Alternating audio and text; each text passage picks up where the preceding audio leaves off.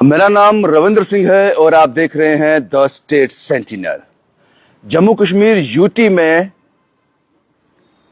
Statehood बनाने की जो कवायद है जोरों पर है। स्टेटहुड सबको चाहिए, जम्मू कश्मीर के हर वासी को स्टेटहुड चाहिए, मुझे भी चाहिए। लेकिन जरा यह भी बता दो कि स्टेटहुड मिलने की कीमत क्या चुकानी पड़ेगी। जब स्टेटहुड हमारे पास आ जाएगी उसकी क्या कीमत चुकानी पड़ेगी, क्योंकि जिस कश्मीर को 2014 से पहले मैं जानता था, उस कश्मीर में और आज के कश्मीर में जमीन आसमान का फर्क है। वो मैं इसलिए कह सकता हूं, कुछ दिन पहले मैं कश्मीर होके आया हूं और मुझे अफसोस हुआ कश्मीर में जाकर। आप जानते हो अफसोस क्यों हुआ? अफसोस इसलिए हुआ, वहां होटल लेना मुश्किल है, वहां शिकारे पर बैठना मुश्किल है, वहां पर किसी ढाबे के बाहर खाना खाने के लिए आपको लगभग 1 घंटा वेट करना पड़ेगा, क्योंकि इतना ज्यादा टूरिस्ट है। और मुझे अफसोस हुआ, काश मैं जून जुलाई अगस्त के बाद आता, जब स्कूल की छुट्टियां खुल गई होती। ऐसा लगता है कि लोगों ने मन बना लिया है कि घूमने जाना है तो कश्मीर जाना है। यह कश्मीर किसने दिया? 2014 से पहले ये हालात थे? नहीं थे, आज हैं। इस बात को समझना होगा कि अगर हमें स्टेटहुड मिल जाता है, सपोज करो आज हम स्टेटहुड पा लेते हैं, तो कल आने वाले हफ्ते में, आने वाले महीने में, आने वाले साल में कश्मीर के हालात क्या होंगे, इसकी जिम्मेदारी कौन लेगा? हमेशा आप लोगों ने मेरी रिपोर्ट के माध्यम से कहा है कि मैं भारतीय जनता पार्टी के अगेंस्ट रिपोर्ट करता हूं, उनसे सवाल पूछता हूं। साहब, हम ना भारतीय जनता पार्टी के अगेंस्ट हैं, ना एडमिनिस्ट्रेशन के अगेंस्ट हैं, ना नेशनल कॉन्फ्रेंस के अगेंस्ट है, ना किसी पॉलिटिकल पार्टी के अगेंस्ट है। हमारा काम है सवाल पूछना, और आज भी पूछूंगा, आज भी पूछूंगा। पहला सवाल, स्टेटहुड सबको चाहिए, उसकी कीमत क्या चुकानी पड़ेगी? जो शांति आज है, यह शांति रहेगी? पत्थरबाजी नहीं हो रही है, टेररिस्ट के जनाजे के पीछे लोग नहीं निकल रहे हैं, कैलेंडर नहीं निकलते हैं, हड़तालें नहीं होती हैं। क्या ऐसा कश्मीर आपने सुपुर्द किया था? आप क्यों नहीं ठीक कर पाए थे कश्मीर के हालात? तब तो आपके पास स्टेट थी ना। यह सवाल मैं पूछ रहा हूं नेशनल कॉन्फ्रेंस से, जिन्होंने एक फैसला किया है कि 20 जुलाई को जंतर मंतर में जाकर धरना करेंगे, प्रोटेस्ट करेंगे। अब सवाल यहां से शुरू होते हैं साहब, अब सवाल यहां से शुरू होते हैं। पहला सवाल, मैंने कहा स्टेट सबको चाहिए। जम्मू कश्मीर यूटी में अमरनाथ यात्रा चल रही है। यहां आपने 17-18 महीने सरकार बनने के बाद इंतजार किया। आप ये 1 महीना इंतजार और नहीं कर सकते थे इस रैली के लिए, इस प्रोटेस्ट के लिए? अगर आप 20 जुलाई को जंतर मंतर में जाते हो, सरकार, केंद्र सरकार कोई रिएक्शन करती है, कोई डेवलपमेंट वहां हो जाती है, तो आपको लगता है कि कश्मीर स्थिर रहेगा? यात्रा चल रही है, आप यात्रा होने देते, उसके बाद ये आवाज उठाते। लेकिन आपने उसका वेट नहीं किया। आपने 17-18 महीने, लगभग 1.5-2 साल इंतजार किया सरकार बने हुए, लेकिन यात्रा को इस बीच ये करना कितना सही, कितना गलत, ये सवाल मेरे मन में आया, पूछ लिया आपसे साहब। दूसरा सवाल, आज जो रैली आपकी थी, जिसमें शायद 4 से 5 हजार लोग थे जिन्होंने शमूलियत की थी, हरि सिंह, महाराजा हरि सिंह पार्क में, मुझे लगता है कि शायद चीफ मिनिस्टर बनने के बाद उमर साहब का यह पहला विजिट था हरि सिंह पार्क में। मैंने वो रैली कवर नहीं की, मेरे शूट थे, लेकिन मैंने पूरा वॉच किया उसको। शायद मैं गलत हो सकता हूं। मुझे लगता है कि जब चीफ मिनिस्टर उमर अब्दुल्ला रियासत का दर्जा मांगने, महाराजा हरि सिंह ने जो रियासत दी थी, उस रियासत का दर्जा मांगने के लिए रैली कर रहे थे महाराजा हरि सिंह के पार्क में, महाराजा हरि सिंह की भव्य यहां मूर्ति है, स्टैचू है, वहां पर कर रहे थे, तो आपने जरूर पहले जाकर जब एंटर किया होगा पार्क में महाराजा हरि सिंह जी को प्रणाम किया होगा। वो वीडियो मैंने नहीं देखा। आपने फूल माला उनके गले में जरूर चढ़ाई होगी, उनका अभिनंदन किया होगा, क्योंकि महाराजा हरि सिंह की रियासत मांगनी थी, उन्हीं के पार्क में यह हो रहा था, आपने किया होगा। मैंने वो वीडियो नहीं देखा। शायद जहां पे आपका स्टेज बना हुआ था, वहां उसके पीछे महाराजा हरि सिंह के कुछ फोटोग्राफ, कुछ पोस्टर रहे होंगे जरूर, क्योंकि आप महाराजा हरि सिंह की रियासत का दर्जा वापस मांगने जा रहे थे। वो पोस्टर मैंने नहीं देखे। तो इसमें सिर्फ महाराजा हरि सिंह के पार्क का इस्तेमाल हुआ। आपकी स्पीच में मैंने एक भी बार महाराजा हरि सिंह जी का जिक्र नहीं सुना। महाराजा हरि सिंह के पार्क में उनके स्टैचू के सामने उसी की रियासत का, उन्हीं की रियासत का आप सरकार से मांगने जा रहे हो, लेकिन उनका जिक्र कहीं नहीं, उनका पोस्टर कहीं नहीं, उनका फोटो कहीं नहीं, उनका अभिनंदन कहीं नहीं, उनके फूल मालाओं का आपने उनके साथ उनका स्वागत नहीं किया, उनको प्रणाम नहीं किया। यह सवाल है साहब, क्यों? शायद आप पहली बार उस पार्क में गए हैं मुख्यमंत्री बनने के बाद। ऐसा क्यों साहब? ये उन हजारों लोगों को ठेस पहुंची है जो महाराजा साहब को मानते हैं कि यह रियासत उन्हीं की है। पता नहीं आप मानते हो या नहीं, लेकिन लाखों लोग जम्मू कश्मीर के ये मानते हैं कि यह रियासत उन्हीं की है। उमर साहब ने एक सवाल पूछा है, उस पर उमर साहब ने सवाल पूछा है कि होम मिनिस्टर साहब कितनी बार, होम मिनिस्टर अमित शाह की बात हो रही है, होम मिनिस्टर अमित शाह साहब कितनी बार अपनी स्पीच में कह चुके हैं कि कश्मीर से अलगाववाद को हमने खत्म कर दिया है। तो मीर वाइज उमर फारूक को हमने जो इनवाइट किया है जंतर मंतर में जाने के लिए, जिनको सेपरेटिस्ट लीडर माना जाता है, मजहबी लीडर भी उनको कहा जाता है, मजहबी गुरु भी कहा जाता है, हमने उनको इनवाइट किया, तो ये लोग कहते हैं कि अपनी खबर में चला रहे हैं 9 बजे के प्राइम टाइम में कि एक अलगाववादी को आपने क्यों इनवाइट किया। अलगाववाद तो खत्म हो गया, इसका मतलब कि होम मिनिस्टर साहब झूठ बोलते हैं। उसका जवाब यह है साहब, कश्मीर में अलगाववाद खत्म नहीं हुआ है। कश्मीर में अलगाववाद खत्म नहीं हुआ है। कश्मीर में अलगाववाद सो गया है, अलगाववाद सो गया है, चुप हो गया है, खामोश हो गया है, क्योंकि दिल्ली की सरकार यह बर्दाश्त नहीं करती अब, ना टेररिस्ट को ना अलगाववाद को। वो स्पेस नहीं देते उनको अब,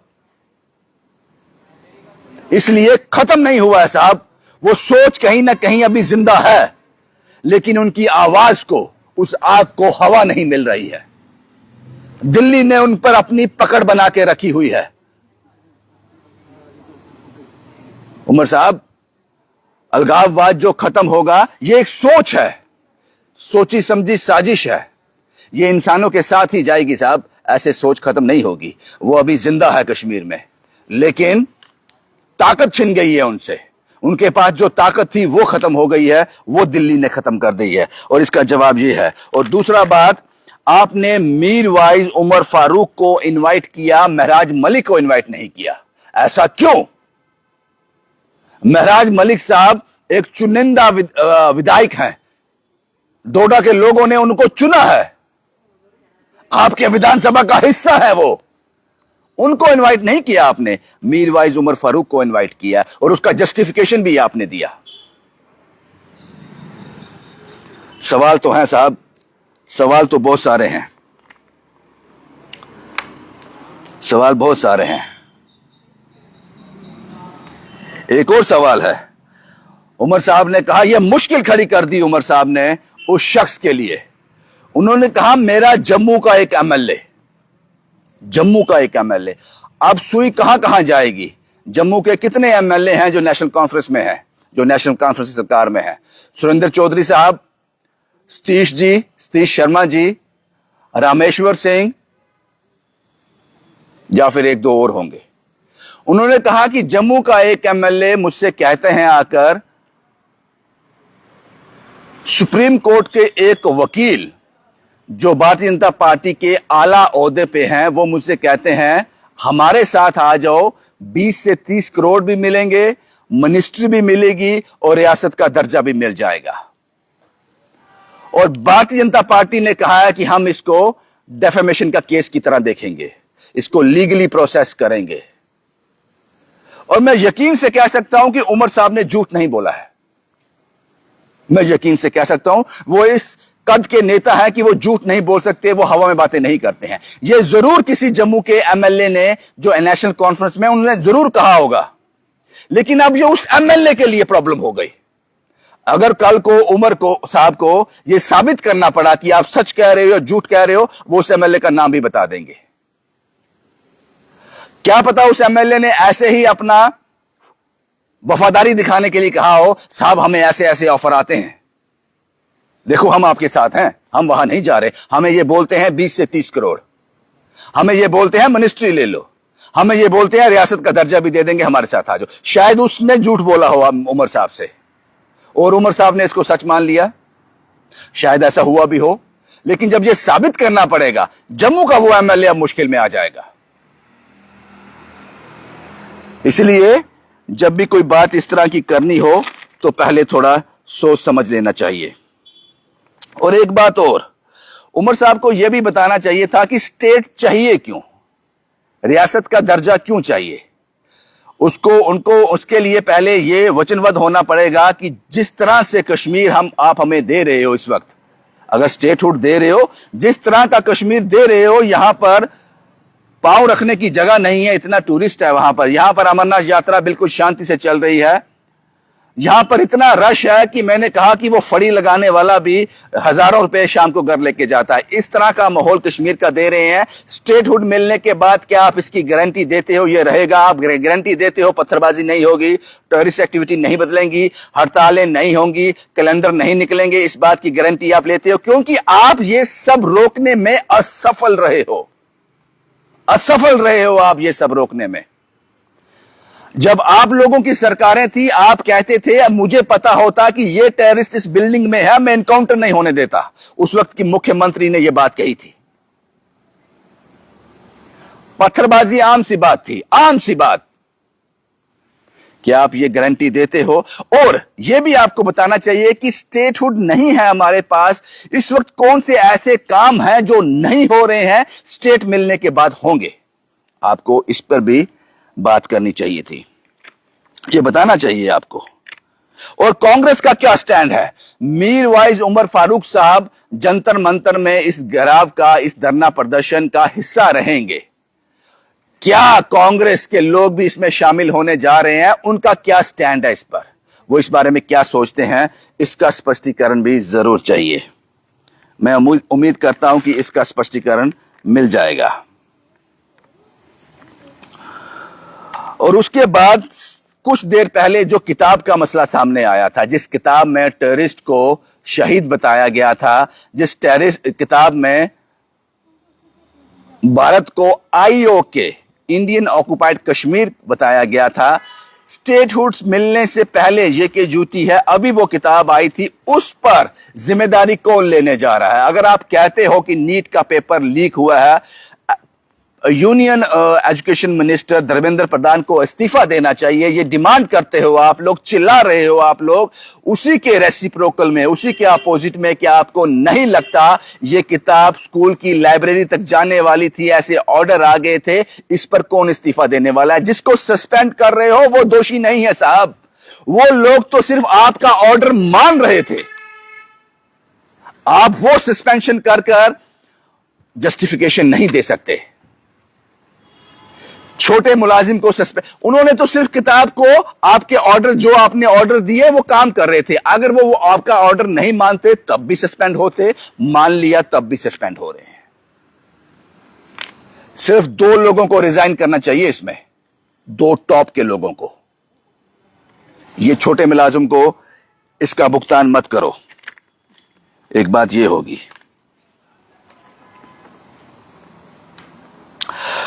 उमर साहब ने यह भी कहा कि 2024 से पहले, इलेक्शन से पहले मुझसे वादा किया गया था, हमसे कहा गया था कोई भी पार्टी जीतेगी, कोई भी सरकार बनाएगी, हम स्टेटहुड दे देंगे। यह वादा किया था हमसे दिल्ली ने, वो अपना वादा क्यों तोड़ रही है? देना चाहिए। अगर वादा किया था तो वादा निभाना चाहिए। वो अनुकूल वक्त क्या है उसकी डेफिनेशन बतानी चाहिए, वो उचित वक्त क्या है, वो एप्रोप्रिएट टाइम क्या है उसकी डेफिनेशन बतानी चाहिए दिल्ली को। इस बात में मैं भी, ये नहीं है कि जब आप चाहोगे, बतानी चाहिए। लेकिन उमर साहब 2024 से पहले जब इलेक्शन हो रहे थे, उसके पहले आपके जो वादे थे सारे पूरे हो गए। 12 सिलेंडर पूरे हो गए, 200 यूनिट बिजली मुफ्त पूरी हो गई, 1 लाख नौकरियां पूरा हो गया, 370-35 से जिसके लिए आगा रहुल्ला साहब आपके अगेंस्ट हो गए, वो वादा पूरा हो गया। स्टेटहुड का मैटर तो आपके मैनिफेस्टो में शायद था ही नहीं,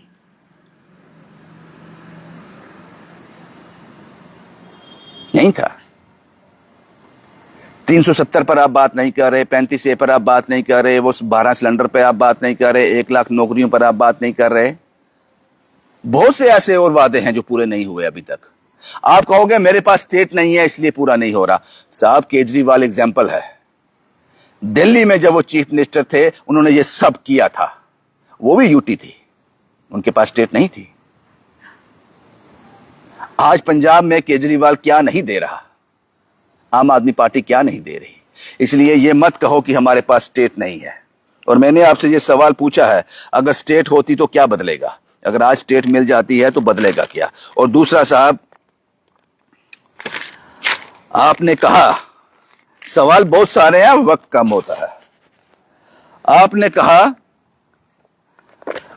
आजकल 5-5, 6-6 माइक लेकर जर्नलिस्ट बने हुए हैं जिनको सवाल पूछने नहीं आते हैं। मैं सड़क पर चलने वाले किसी को इंटरव्यू नहीं देता, उसकी क्रेडिबिलिटी चेक करता हूं, देखता हूं उसकी रीच कितनी है। हमें साहब 1 मिलियन लोग देखते हैं स्टेट सेंटिनल को। जम्मू कश्मीर में 1 मिलियन, 10 लाख लोग, लगभग 10 लाख लोग हमें देखते हैं। थोड़े बहुत सवाल पूछ लेते हैं साहब, हम पॉलिश करके नहीं पूछते हैं, रफ सवाल होते हैं हमारे, लेकिन पूछ लेते हैं। जो जनता को अच्छे लगते हैं, जनता उसको सराहती है, लेकिन जो जिम्मेदार लोग हैं उनको बुरे लगते हैं। ज्यादातर लोग मुझे पसंद नहीं करते हैं क्योंकि मेरे सवाल रफ होते हैं, पॉलिश्ड नहीं होते। क्या आप मुझे इंटरव्यू दोगे साहब? 1 मिलियन फॉलोअर हैं लगभग। हल्के फुल्के सवाल पूछ लेता हूं। ये नहीं पूछूंगा आपको कि आप आम कैसे खाते हो, काट के खाते हो, चूस के खाते हो, उमर साहब आप इतना वक्त काम करते हो, आप थकते नहीं, ऐसे सवाल नहीं पूछूंगा साहब। ये भी नहीं पूछूंगा आपसे कि आज आपने कौन सी ड्रेस पहनी है, उससे जनता को कोई लेना देना नहीं है। मैं सवाल वही पूछूंगा जो वादे आपने किए थे। मैं सवाल पूछूंगा जम्मू कश्मीर की बेहतरी के लिए। अगर आपको लगता है कि हमारा चैनल थोड़ा बहुत क्रेडिबल है, तो मैं उम्मीद करता हूं कि आप मुझे ये मौका दें कि मैं आपका इंटरव्यू कर सकूं। बाकी जो 6 माइक लेकर घूमते हैं, जिनको सवाल पूछने नहीं आते साहब, मेहनत करते हैं वो। जो 6 माइक लेकर घूमता है वो रिपोर्टर नहीं है, वो एक कैमरामैन है, जो सारा दिन मेहनत कर कर जो लोग आप लोग कहते हो उसको कैप्चर करता है अपने कैमरे में, फिर अपने ऑफिस में जाकर उसको अपलोड करता है, सारी दुनिया को दिखाता है कि हमारे जम्मू कश्मीर के नेता, एडमिनिस्ट्रेशन, ब्यूरोक्रेसी ये कर रही है। वो बड़ी मेहनत से अपना काम कर रहा है। वो 6 माइक उसके घर में ईमानदारी की रोटी लाते हैं। रोटी नहीं लाते, रोटी बेईमानी की भी होती है, ईमानदारी की रोटी लाते हैं। हाँ, ये बात सही है कि उनके पास कपड़े अच्छे नहीं होंगे, कपड़े अच्छे नहीं पहनते होंगे। मेरी तरह ये शर्ट मेरी 600-700 की है, ये पैंट मेरी 800-900 की है। मैं 10,000 की शर्ट और 20,000 की पैंट नहीं पहन सकता। लेकिन मेरा पहनावा मेरी पहचान नहीं होनी चाहिए, मेरी क्रेडिबिलिटी नहीं होनी चाहिए। मुझे जर्नलिस्ट के स्पेलिंग भी आते हैं साहब। जब कोई मेरे ऊपर कटाक्ष करेगा, मेरे लोगों पर कटाक्ष करेगा, तो मुझे तकलीफ होगी साहब। जैसे आपको तकलीफ है एलओपी सुनील शर्मा से, और सुनील शर्मा साहब को तकलीफ है एनसी से, वैसे ही मुझे तकलीफ होती है जब मुझे मेरे परिवार की तरफ कोई उंगली उठाता है। हम मेहनत ईमानदारी से कर रहे हैं साहब, बड़ी ईमानदारी से। जो सवाल मैंने आपसे पूछे हैं उसका जवाब दे देना। अमरनाथ यात्रा के दौरान ही ये प्रोटेस्ट क्यों, ये जंतर मंतर क्यों? मीर वाइज उमर फारूक उसका हिस्सा क्यों? महराज मलिक उसका हिस्सा क्यों नहीं? वो कौन सा जम्मू का एमएलए है जो कह रहा है 20-30 करोड़ एक मिनिस्ट्री और रियासत आपको मिल जाएगी? हरि सिंह पार्क में आपने जो आज रैली की, हरि सिंह साहब को इज्जत क्यों नहीं दी, उनको फूल मालाएं क्यों नहीं चढ़ाई, उनको प्रणाम क्यों नहीं किया, उनका आशीर्वाद आपने क्यों नहीं लिया, आपकी स्टेज के पीछे उनके फोटोग्राफ क्यों नहीं थे, और स्टेटहुड क्यों चाहिए? और क्या आप ये वादा करते हो कि स्टेटहुड मिलने के बाद जो हालात अभी कश्मीर के हैं वैसे ही रहेंगे? 2015-2014 से पहले हालात नहीं बनेंगे, ये कुछ गारंटियां आपको देनी पड़ेंगी। बाकी स्टेटहुड सबको चाहिए, डिमोशन किसी को पसंद नहीं। मैं भी उसका हिस्सा हूं जिसको स्टेटहुड चाहिए, रियासत का दर्जा चाहिए। लेकिन अगर ये आवाज मैं भी बुलंद करना शुरू कर दूं, आपकी हां में हां मिलाना शुरू कर दूं, कल को कश्मीर के हालात वैसे हो जाते हैं, पत्थरबाजी वो सब चीजें होती हैं, तो मुझे लगेगा कि मुझसे भी एक गुनाह हो गया। आम जनता अपनी राय जरूर देना। हम ना एडमिनिस्ट्रेशन के खिलाफ हैं, ना सरकारों के खिलाफ हैं, ना पॉलिटिकल पार्टीज के खिलाफ हैं, बस अपना काम ईमानदारी से करना चाहते हैं। कमेंट बॉक्स में आपके राय का इंतजार रहेगा। सबसे ऊपर जनता है, सबसे ऊपर वो लोग हैं जो जम्मू कश्मीर में सरकारें बनाते हैं और सरकारें गिरा देते हैं। ये वही लोग हैं, सबसे ऊपर वही लोग हैं। शुभम कुमार के साथ Ravindra Singh, the state sentinel के लिए।